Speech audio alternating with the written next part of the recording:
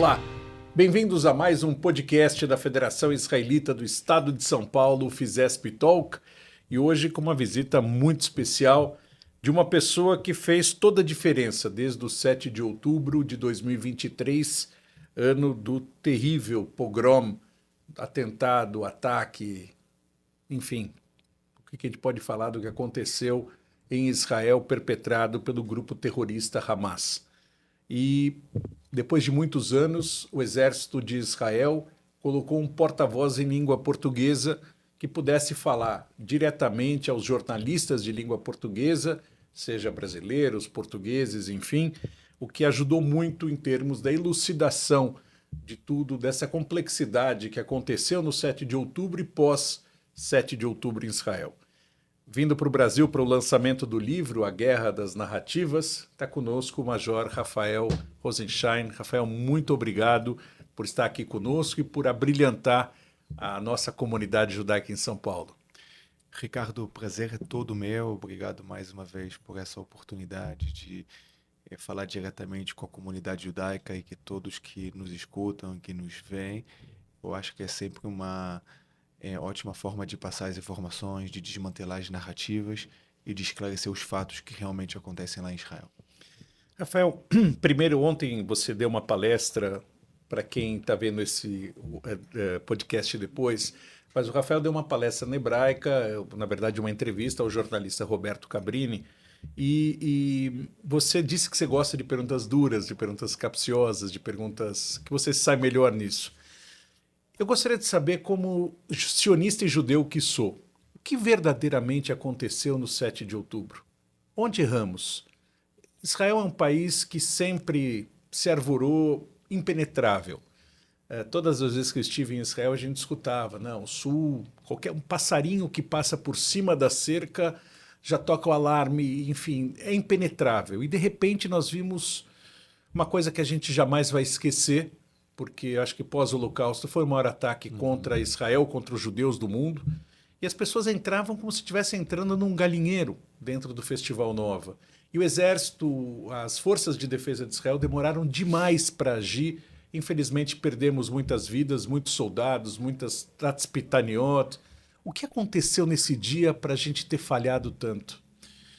Olha, Ricardo, não tem dúvida que foi uma falha. Na verdade, foram algumas falhas. O exército de Israel não é somente reconhecido por sua capacidade militar, mas também por sua capacidade de investigar seus próprios erros. E o exército continua investigando os erros, porque nós aprendemos com nossos erros. E realmente foram diversos erros que foram cometidos naquele dia. E nós não temos aqui o tempo suficiente, precisamos de alguns episódios de podcast para poder explicar o que realmente aconteceu. E, na verdade, ainda as conclusões das investigações ainda não são finais.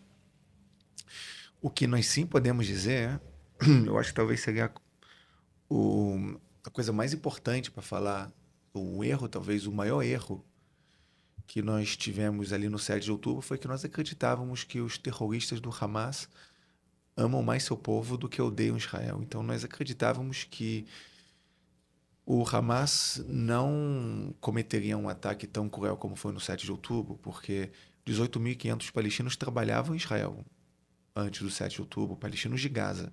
Eles recebiam um salário de até 6 vezes maior do que poderiam receber na faixa de Gaza. 7.500 palestinos recebiam tratamentos médicos nos hospitais israelenses. E dinheiro entrava na faixa de Gaza, pelo Catar, por outras fontes. A faixa de Gaza poderia florescer, poderia prosperar.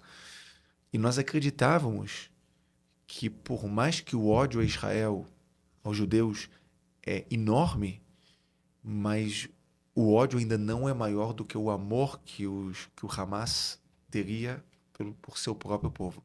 Hoje nós entendemos que o ódio a Israel é muito maior do que o amor que o Hamas tem para seu próprio povo.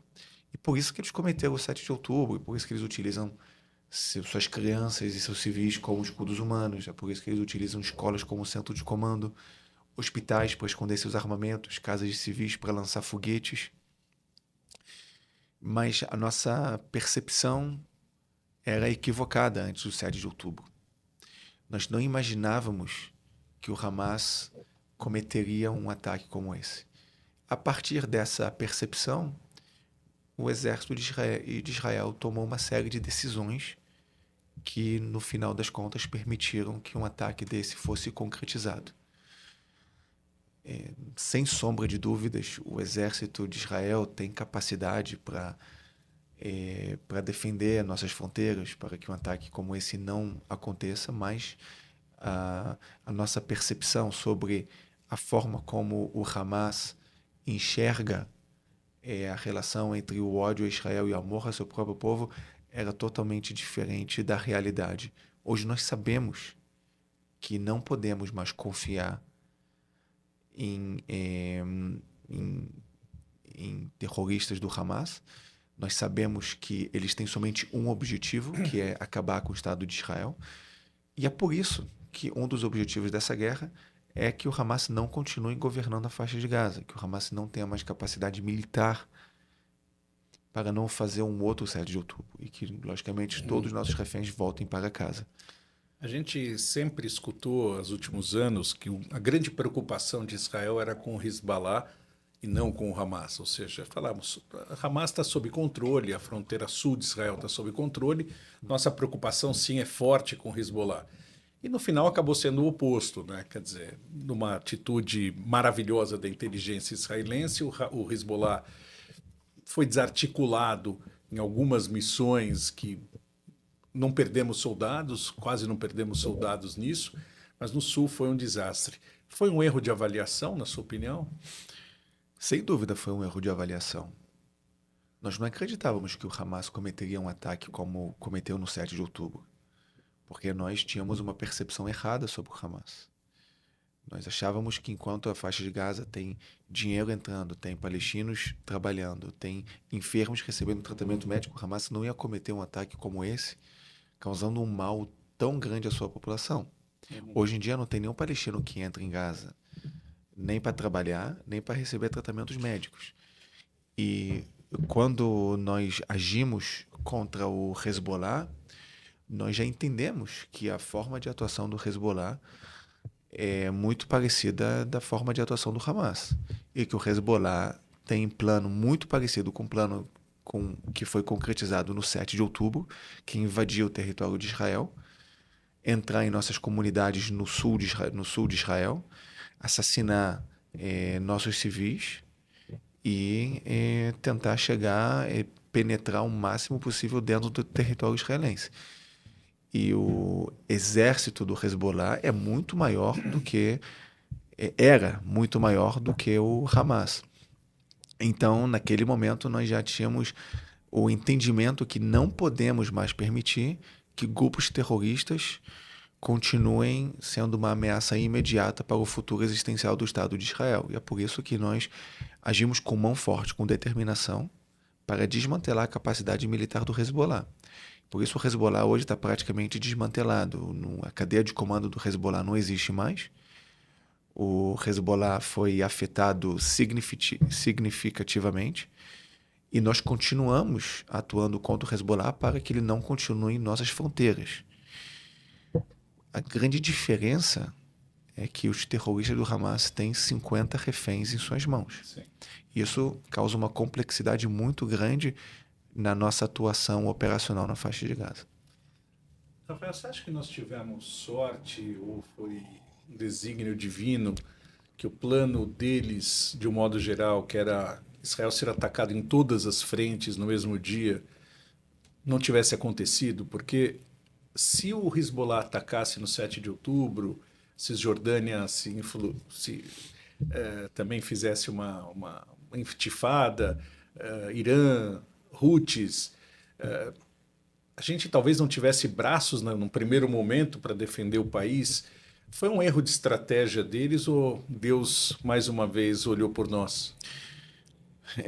Veja, Ricardo, eu acredito que Deus sempre está orando por nós. Na verdade, nós oramos por Deus e Deus está nos ajudando. Eu acredito que... Não acredito, eu sei que o Irã tinha um plano, que é o plano chamado de plano de destruição de Israel. que esse plano ele era ele tinha como meta financiar os grupos terroristas ali na região, Os proxies. os proxies do Irã, dar armamento, dar treinamento, dar informações para que os grupos terroristas invadissem ao mesmo tempo o território de Israel, o Hamas pelo sul, o Hezbollah pelo norte, os Houthis lançando foguetes do Iêmen, as milícias da Síria e do Iraque lançando foguetes e drones com explosivos em direção a Israel, e o próprio Irã lançando seus mísseis em direção a Israel. Esse era o plano de destruição de Israel do Irã. Então, o Hezbollah poderia ter entrado também nessa guerra no 7 de outubro. Na verdade, o Hezbollah entrou nessa guerra no 8 de outubro. Mas o Hezbollah poderia tentar invadir o território de Israel no 7 de outubro junto com o Hamas. Quando o Hamas cometeu o 7 de outubro, no mesmo tempo que enviamos nossas tropas para o sul, nós enviamos nossas tropas também para o norte, para assegurar nossas fronteiras no norte. Nós evacuamos 60 mil civis do norte de Israel. Kiryat Shmona, essa Sim, região toda. toda a região do norte de Israel foi evacuada, junto com a população do sul de Israel, que também foi evacuada. Porque o Hezbollah, no 8 de outubro, já começou lançando foguetes em direção ao nosso território. Então, o que eu posso dizer, Ricardo, é que quando essa guerra terminar, Israel vai sair uma potência muito maior do que era antes do 7 de outubro de 2023. Essa guerra vai terminar com o Hezbollah totalmente desmantelado. O Hamas não vai existir mais como uma força militar. A Síria, o regime Assad, acabou. As milícias no Iraque e na Síria também praticamente não têm mais força. Os Houthis ainda têm um poder de lançar foguetes, mas o poderio dos Houthis já está acabando. E o Irã não tem mais defesa aérea que possa controlar nossas operações aéreas no Irã. Eu costumava dizer que Israel não tem fronteira com o Irã, mas o Irã fez fronteira com Israel. Com certeza. Mas isso acabou. Essa estratégia do Irã não existe mais. Então, a guerra vai terminar quando a fronteira que o Irã impôs a Israel, ela não existe mais. Não existirá mais.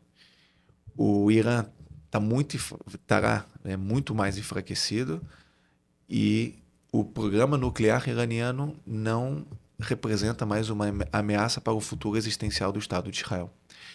Então, o Estado de Israel, que é um Estado que está o tempo todo florescendo e prosperando e sempre procurando trazer o bem para a humanidade, o Estado de Israel é o local onde tem a maior quantidade de museus per capita do mundo, porque nós sempre procuramos nos prosperar em nossa cultura, nossas tradições e ver o que o mundo precisa e atuar para melhorar o mundo. E nós sempre tínhamos um grande problema ali na região, que são nossos inimigos querendo nos exterminar. Mas essa guerra vai terminar quando nossos inimigos ou não existirão mais, ou entenderão que o desejo de exterminar Israel é um desejo que ele nunca vai conseguir ser colocado em prática. Eu costumo dizer, eu disse isso ontem também no evento, que nós podemos dividir o Oriente Médio entre os países que tomaram decisões racionais e fizeram acordos de paz com Israel e estão prosperando, e os países que tomaram decisões irracionais e optaram pelo ódio, pelo terror e não fizeram acordos de paz com Israel. Olha, por exemplo, a Síria e o Egito. Olha o Líbano e a Jordânia. Olha o Irã e os Emirados Árabes. Então, os países ali na região vão entender que enquanto optar pelo ódio, pela destruição, pelo fim do Estado de Israel, eles nunca vão conseguir prosperar. Enquanto que os países que optam pela paz, pela coexistência, são países que estão prosperando politicamente, economicamente e também em sua cultura. Uma coisa que eu tive depois do atentado do pogrom de 7 de outubro 3 vezes em Israel e conversei com muita gente, o que talvez, eu não sei o quanto Israel entendeu, que essa guerra do 7 de outubro foi um divisor de águas. E enquanto o Estado de Israel se defende muito bem, nós temos uma metade da população judaica que vive na diáspora. E hoje nós, de alguma forma, entramos nessa guerra também através do crescimento do antissemitismo, ameaças a instituições judaicas no mundo todo. Eu ainda digo que o Brasil é um oásis em relação a isso. Nós não temos, à exceção de alguns grupos marginais da esquerda e o presidente da República, infelizmente, mas a população brasileira, e você disse isso ontem também, é uma população que gosta da comunidade judaica. Mas há um crescimento importante do antissemitismo na Europa, nos Estados Unidos, no Canadá, na Austrália. É um efeito colateral dessa guerra, porque aí a arma de Israel não vai poder ajudar. Quer dizer, o futuro vai ser aliar para essas pessoas ou a gente vai poder viver como judeus na diáspora, na sua opinião? Eu acho que o antissemitismo não é um efeito colateral da guerra. O antissemitismo é um efeito colateral da desinformação e das narrativas enganosas. Porque quando pessoas escutam que Israel é genocida, assassina crianças e mulheres e causa fome propositalmente na faixa de Gaza, o ódio aumenta. E são poucas as pessoas que têm a capacidade de combater essas narrativas, que têm as fontes, que têm as informações e conseguem combater essas narrativas. Mas eu posso desafiar qualquer pessoa que, se abrir a televisão e estiver falando de Israel, vai estar falando ou de algum bombardeio de Israel que causou morte de algum civil, ou vai estar falando de pessoas que estão com fome na faixa de Gaza que está sendo causada propositalmente por Israel, de acordo com as acusações, ou vão estar acusando Israel de estar cometendo genocídio na faixa de Gaza. Então eu fico pensando, se eu não fosse judeu, se eu não fosse israelense, se eu não servisse às forças de defesa de Israel, não entendesse os fatos, pode ser que eu ia ouvir tudo o que falam e, na melhor das hipóteses, eu não ia demonstrar apoio a Israel. Na pior das hipóteses, eu ia criar um ódio contra o que eu escuto que Israel faz todos os dias. E as pessoas nem sempre sabem fazer a diferença entre o Estado de Israel e a comunidade judaica. E aí, o que escutam sobre Israel, ele alimenta esse ódio e causa o antissemitismo. E foi por isso que o antissemitismo no Brasil aumentou 400% em 2 anos, que foi o aumento mais acentuado do mundo. Isso não é devido à guerra, isso é devido à desinformação, porque a guerra deveria causar um manifesto muito mais forte contra o grupo terrorista Hamas do que um antissemitismo contra a comunidade judaica. Ou seja, as pessoas deveriam, a natureza seria manifestar uma rejeição contra o grupo terrorista que invadiu um território, estuprou, decapitou, assassinou crianças, civis, mulheres e sequestrou 251 reféns, em grande maioria são civis, para a faixa de Gaza, e continuam mantendo 50 como reféns até hoje, inclusive um deles cavando sua própria cova.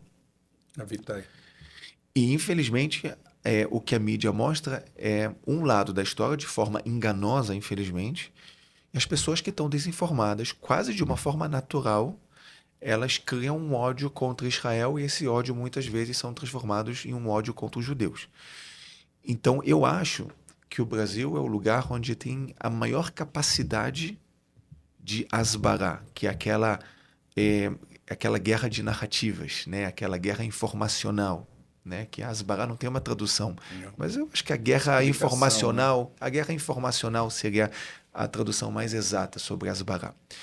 Então, eu acho que o que nós precisamos fazer e precisamos investir nesse momento é na asbará, é nessa guerra de informações, porque nós estamos do lado certo da história. O que nós precisamos fazer é trazer as informações para o povo brasileiro, primeiro, para que não tenham vergonha, não tenham receio de apoiar Israel. Porque o povo brasileiro tem muito mais pessoas, não tenho dúvida disso, que apoiam Israel do que aqueles que estão dispostas a demonstrar esse apoio a Israel. E as pessoas não estão dispostas a demonstrar esse apoio a Israel porque todos os dias eles são abordados, Bombardeados, né? com acusações de genocídio, de causar fome. E essas pessoas não têm as informações para combater essas acusações. Elas sabem que são acusações, que suas fontes são o Hamas. Então não acreditam nessas acusações, mas não sabem combater. Como, por exemplo, quando dizem que Israel está causando fome na faixa de Gaza, essas pessoas falam a seguinte, chegou na seguinte conclusão. Ok, estão acusando Israel de fome. E essas acusações são baseadas em dados do Hamas. Eu não acredito nos dados do Hamas. Então, eu não acredito que Israel está causando fome. Mas tem pessoas passando fome em Gaza.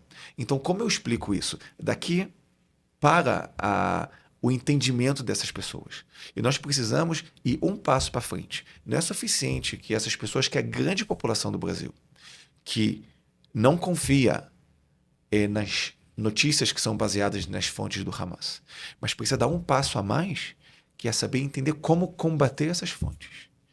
E o que precisamos trazer, por exemplo, na questão da fome, precisamos explicar para essas pessoas que entraram na faixa de Gaza suficiente alimento para alimentar toda a população da faixa de Gaza durante 2 anos. 2 anos de guerra, ainda falta 2 meses.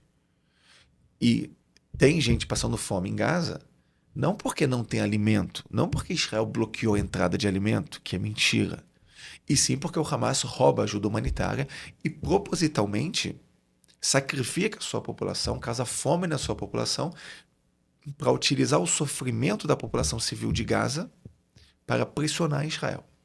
Nós precisamos trazer essa informação para que todos que apoiam Israel possam dar esse passo a mais e não somente apoiar Israel, mas demonstrar positivamente esse apoio. Hoje há no mundo uma polarização muito grande, direita e esquerda, que é uma coisa que já tinha morrido, né? E de repente voltou com força. E desde o 7 de outubro, a gente vê não só no Brasil como no mundo, teoricamente a direita apoiando Israel e a esquerda criticando. Agora você vê a esquerda, que sempre se dizem pacifistas, a favor dos direitos humanos, apoiar Hamas e Irã, é um absurdo, né? Uma inversão de valores total. Onde erramos nisso? Porque cadê a esquerda israelense, que poderia ser um contraponto, e foi quem mais sofreu no primeiro momento, no 7 de outubro, né? Os kibbutzim eram de pessoas pacifistas, que até tentavam, como você bem disse, esse acordo com a turma do Hamas, de trazer eles para cá. Onde isso faleceu? Onde isso morreu, na tua opinião? Olha, Ricardo, eu ontem estava conversando com o Cabrini no camarim, aí ele me fez essa pergunta também. Aí eu pedi para ele não fazer essa pergunta, porque é uma pergunta que tem um viés político. Mas eu vou responder aqui o que eu disse para ele no camarim. Eu disse, olha, Cabrini, se um ET viesse agora para o planeta Terra, chegasse aqui no Brasil, e a gente mostrasse para o ET, esse é o Hamas e esse é Israel. Isso é o que o Hamas faz, isso é o que Israel faz. Esse é um Estado democrático de direito, tem divisão de 3 poderes, quem comete desvio de conduta ele é julgado, tem liberdade de expressão, tem liberdade religiosa, tem lugar para todas as religiões, é o lugar onde a população LGBT tem a liberdade de expressar, de ser quem é, a maior passeata, a segunda maior passeata LGBT do mundo em Tel Aviv. É em Tel Aviv, depois acho que na Avenida Atlântica no Rio de Janeiro, ou na Paulista, não sei. Na Paulista. E por outro lado, mostrar para o ET quem é o Hamas. É um grupo terrorista que deseja a eliminação do Estado de Israel, que não dá liberdade de expressão, liberdade religiosa. Só te corrigir, eles não desejam só a eliminação de Israel, de todos os infiéis, ou seja, todos aqueles que não são muçulmanos como eles. Exatamente. Não dão nenhum tipo de liberdade para quem não é exatamente como eles. Logicamente, a comunidade LGBT ali não existe e qualquer pessoa que demonstrou algum apoio a isso imediatamente é assassinada pelo Hamas. Isso tudo comprovado. E aí mostra para o ET, esses são os valores da esquerda, esses são os valores da direita. E perguntar para o ET quem vai apoiar isso e quem vai apoiar aquilo. Eu não tenho dúvida que a primeira pergunta que o ET vai fazer, alguém apoiaria isso? Mas a segunda pergunta que ele faria é alguém que se diz defensor dos direitos humanos, que se diz defensor das liberdades, da liberdade de expressão, da liberdade religiosa, da liberdade da comunidade LGBT, apoiaria isso? Eu acho que o ET voltaria, sairia daqui, voltaria, e foi isso que eu respondi, foi isso que eu respondi pro Cabrini. Ele deu uma risada também, que nem você, Ricardo. Eu acho que, infelizmente, tem uma hipocrisia muito grande. Mas eu não focaria na questão política, porque eu acho que aqui no Brasil nós temos uma vantagem muito grande, porque eu acho que as pessoas que rejeitam Israel motivados pela política são muito poucos. São muito poucos. Uma pesquisa que foi feita há 3 meses atrás diz que são somente 14% que rejeitam totalmente Israel. Quer dizer, existe uma quantidade muito grande da população brasileira que se diz simpatizante do lado esquerdo da política brasileira e não rejeita absolutamente o Estado de Israel. Então eu não focaria na questão política. Eu focaria na questão da desinformação. Sim, vão continuar existindo pessoas que vão rejeitar Israel motivados por ideais políticos, mas é uma grande minoria. Nós precisamos trabalhar com aqueles que apoiam e que têm um receio de demonstrar esse apoio. Vamos tentar desmistificar algumas coisas. Da fome você já disse, mas genocídio. Nós somos acusados de sermos genocidas, sionistas genocidas, é o que a gente escuta. E ontem eu acho que você explicou muito bem para o público ali presente o que significa genocídio e desproporção numa guerra. Veja, Ricardo, o genocídio tem uma definição. Genocídio é o desejo, é a intenção de exterminar uma classe religiosa, uma classe étnica e colocar em prática essa intenção. Nós conhecemos alguns genocídios que foram cometidos, como, por exemplo, o Holocausto, Ruanda. E no Holocausto, por exemplo, foram 60% da comunidade judaica. O genocídio dos armênios pelos turcos foi 50% que foram assassinados. E para responder essa pergunta, pode fazer isso em alguns segundos, simplesmente dizendo que em nenhum momento Israel tem como objetivo acabar com o povo palestino. Isso não é o objetivo da guerra, pelo contrário. Nós fazemos tudo o que podemos para minimizar os danos a civis na faixa de Gaza. Mas, de qualquer forma, vamos colocar todos os números aqui na mesa e nós vamos ver que a guerra na faixa de Gaza é a guerra onde tem a menor quantidade de mortes civis em guerras urbanas do mundo. Porque na faixa de Gaza, segundo o Hamas, 55 mil pessoas morreram nesses quase 2 anos de guerra. O Hamas detalha todos os dias quem são essas pessoas que morreram, seja a quantidade de crianças, de mulheres, de idosos, de jornalistas, de equipe médica. E o Hamas não divulga os números de terroristas que foram eliminados, os números daqueles que foram assassinados pelo próprio Hamas ou que morreram por mísseis que foram lançados, falharam e se explodiram na faixa de Gaza. E o Hamas também não publica a quantidade de mortes naturais na faixa de Gaza. Nós sabemos, de acordo com dados da autoridade palestina, que 6.500 palestinos morrem por ano na faixa de Gaza, sem nenhuma conexão com a guerra. Ou seja, nesses quase 2 anos de guerra morreram 10 mil palestinos, mais ou menos por mortes naturais. E os dados das Forças de Defesa de Israel são que pelo menos 25 mil terroristas foram eliminados. Então, se nós subtrairmos dos 55 mil a quantidade de terroristas e a quantidade de pessoas que morreram por mortes naturais, são 20 mil civis que morreram na faixa de Gaza. Ou seja, são 25 mil terroristas e 20 mil civis. Quer dizer, a relação entre mortes de terroristas e civis é menos de 1 para 1. Menos de um civil para cada um terrorista. E, segundo a União Europeia, em guerras urbanas, como essa que está sendo travada na faixa de Gaza, a relação entre mortes de civis e militares em guerras urbanas é de 1 para 9, ou seja, um militar, quer dizer, 9 civis para um militar morrem em guerras urbanas.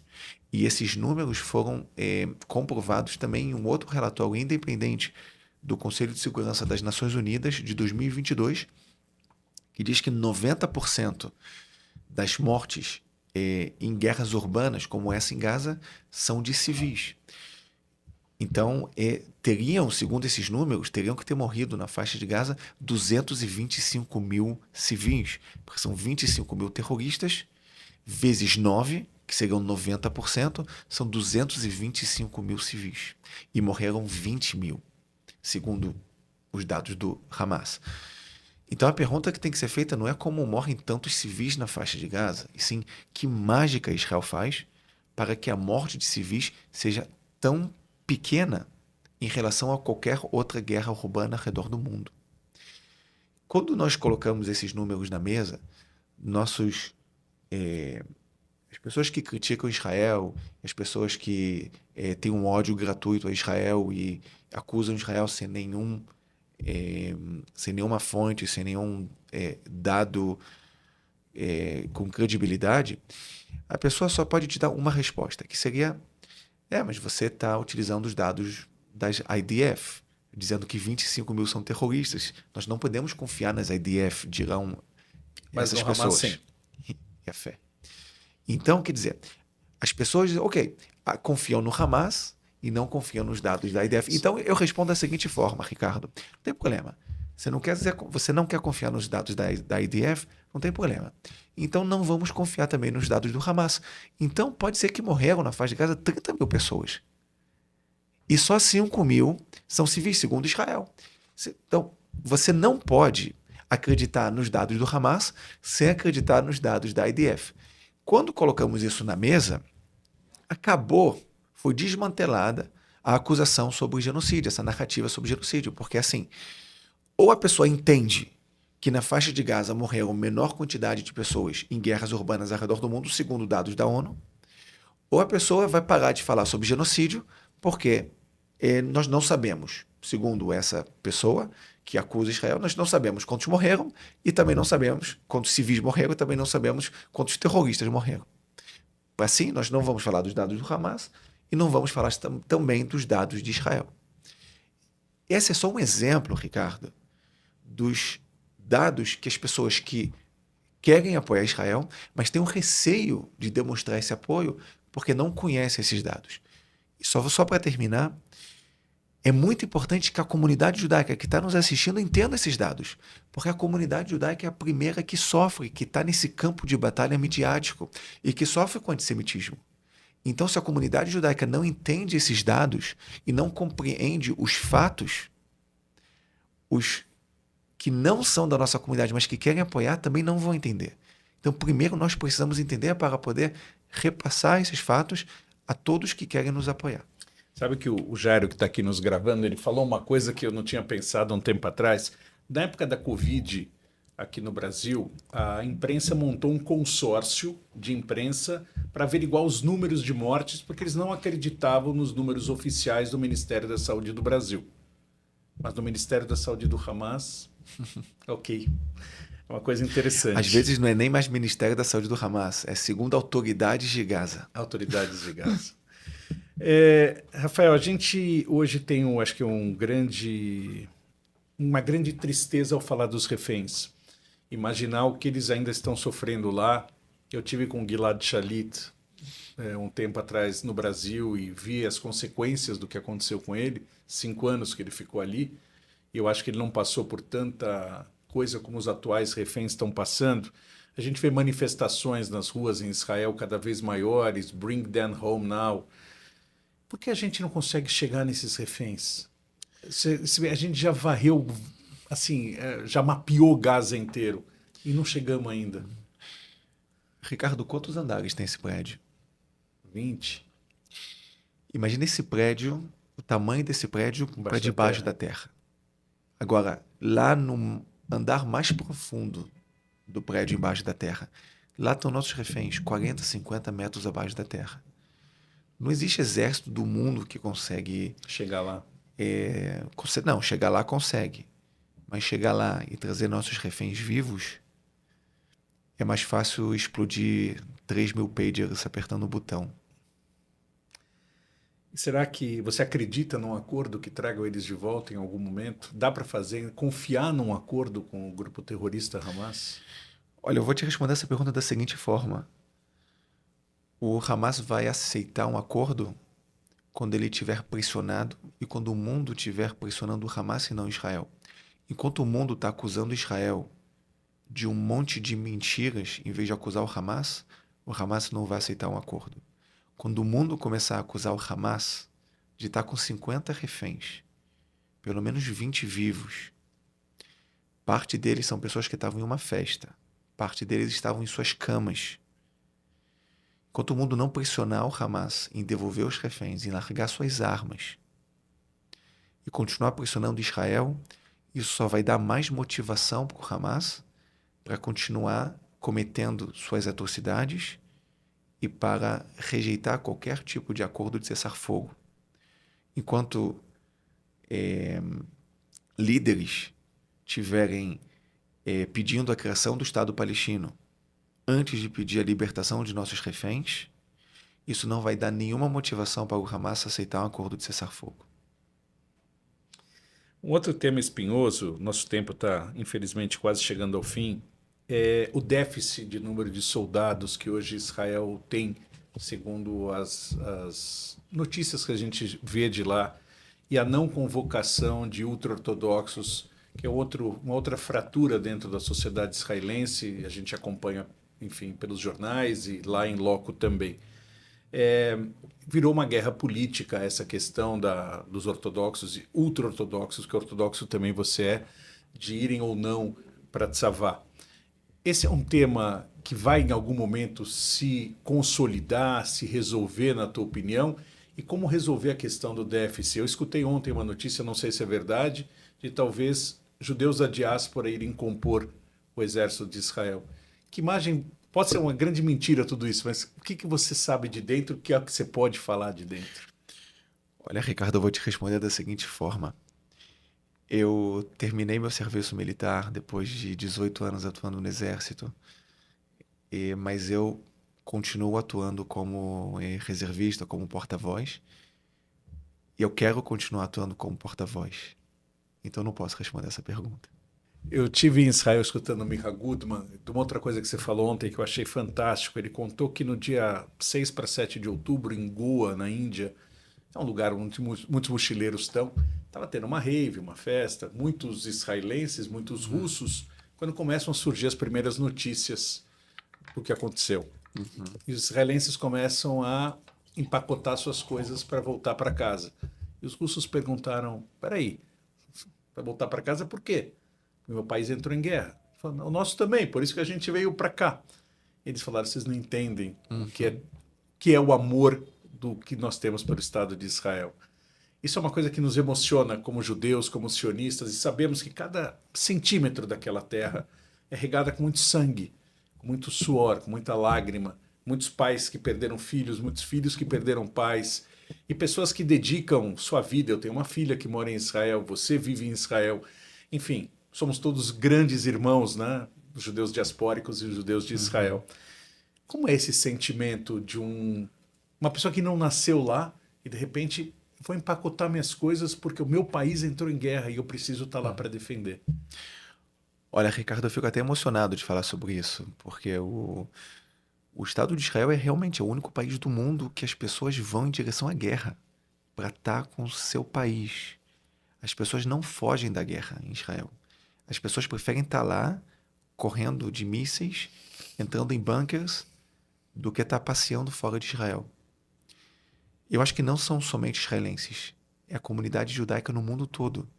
E não tenho dúvida que a comunidade judaica ficou mais unida, a comunidade judaica ao redor do mundo, ela teve um sentimento maior de união com o Estado de Israel depois do 7 de outubro. E não somente israelenses, mas soldados que estavam passeando fora de Israel, inclusive aqui no Brasil, voltaram para Israel para lutar essa guerra. Nós temos relatos de soldados que estavam na Tailândia, que estavam em outros lugares do mundo, que foram para Israel para combater e acabaram caindo, tombando na guerra. Porque nós entendemos que o que está em jogo é o futuro existencial do Estado de Israel. Nós não temos outra opção. Nós precisamos ganhar essa guerra. E Qual é a frase da Golda Meir que você usou? eu utilizar uma frase de Trumpeldor. Trumpeldor. Tov lamut be'ad artzenu. É bom morrer por nossa terra. E isso é um sentimento dos nossos soldados, não que querem morrer, mas dar a vida pelo Estado de Israel é um orgulho muito grande. E a frase de Golda Meir, como eu disse ontem, é uma frase que ela é um guia para o nosso caminho. Para todos que nos criticam, que se o Estado de Israel largar suas armas, nós seremos exterminados no mesmo dia. Mas se nossos inimigos largarem suas armas, finalmente terá paz no Oriente Médio. Fantástico. Para a gente terminar, Rafael, o livro, que não é um livro, são documentos, você disse que tem muita informação, você tem QR Code, as pessoas podem buscar. Se alguém quiser comprar esse livro, aonde que ele compra? Olha, eu estou muito, muito feliz que o livro está tendo um sucesso enorme. Eu não ganho quase nada com a venda dos livros, mas o que eu ganho muito é de saber que os brasileiros estão muito engajados em entender o que realmente acontece, e esse livro é uma ótima plataforma para isso. E eu estou muito feliz de saber que o livro está em primeiro lugar de vendas na Amazon na categoria, está entre os 200 mais vendidos no Brasil, e nós ainda estamos em fase de lançamento. O livro ele está chegando nas principais livrarias. Mas na Amazon a pessoa Na encontra. Amazon já podem adquirir o livro. E em algumas livrarias, eu sei que o livro já está, eu não sei dizer, eu sei que em muitas livrarias os livros recebi. Uma pessoa me disse ontem que foi em 6 livrarias e conseguiu achar um último em uma livraria aqui na Paulista. Não sei se tem alguém do Rio de Janeiro que nos escuta, mas na quinta-feira vai ter um lançamento no Barra Shopping. Não sei se vai ao ar antes de quinta, mas se for ao ar antes de quinta, vai ter No Barra Shopping. no Barra Shopping nessa quinta-feira às 7 da noite. Mas todos que têm interesse em entender o que realmente acontece lá em Israel, esse livro é uma guia. Esse livro vai ajudar a combater todas as narrativas contra as forças de defesa de Israel. Eu queria agradecer o Hillel, que trouxe o Major Rafael Rosenstein ao Brasil, a figura da minha querida amiga Márcia Polisuk, o Binho, o Hillel de São Paulo na Fábio Topchevski, a Stefânia, a Fafá, enfim. Eu sei que a sua viagem está sendo um sucesso. Queria te agradecer muito, Rafael, por você ter falado com a gente, por você fazer o trabalho que você faz tão importante, por você mostrar a verdade e por você poder nos proteger como judeus na diáspora também. Porque o trabalho que você faz não é com arma, mas é com palavra. E às vezes era mais difícil você falar e você convencer tantos jornalistas, porque Jerusalém é a capital que tem maior número de correspondentes no mundo. E uma vez, acho que foi o Zimmermann mesmo que disse que você liga uma câmera em Jerusalém, você vai tomar um café, você volta, tem 3 matérias prontas, né? Não precisa nem buscar a matéria. Então, obrigado por você estar aqui, obrigado por tudo, e a gente, Nitrei Baaretz, a gente se vê em Israel. Obrigado, foi um prazer enorme.